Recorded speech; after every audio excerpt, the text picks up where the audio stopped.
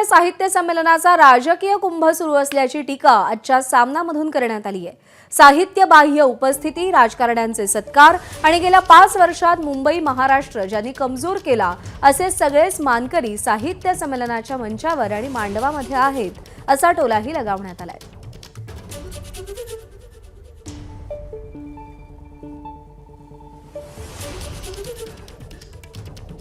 काय लिहिलं गेलंय सामनामध्ये? दिल्लीमध्ये अखिल भारतीय मराठी साहित्य संमेलन सुरू आहे।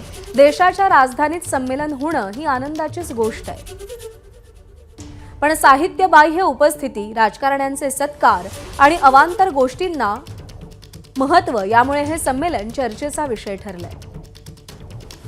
मुंबई महाराष्ट्र ज्यांनी कमजोर केला असे सगळेच मानकरी साहित्य संमेलनाच्या मंचावर आणि मांडवामध्ये उपस्थित आहेत।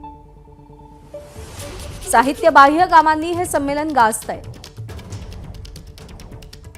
दिल्लीमध्ये मराठी साहित्य संमेलनाच्या मंचावर राजकीय गेट टुगेदर करण्यातच त्यांना जास्त रस दिसतोय,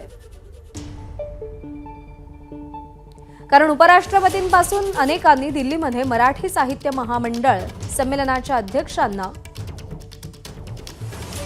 चहापानासाठी बोलवून सत्कार केला, यातच सगळे खुश आहेत। साहित्य संमेलनाच्या व्यासपीठाचा राजकीय वापर उघडपणे झालाय। जिथे संमेलनच राजकारण्यांच्या आणि सत्ताधाऱ्यांच्या हाती गेलं, तिथे दोष कोणाला द्यायचा? एबीपी माझा, उघडा डोळे बघा नीट।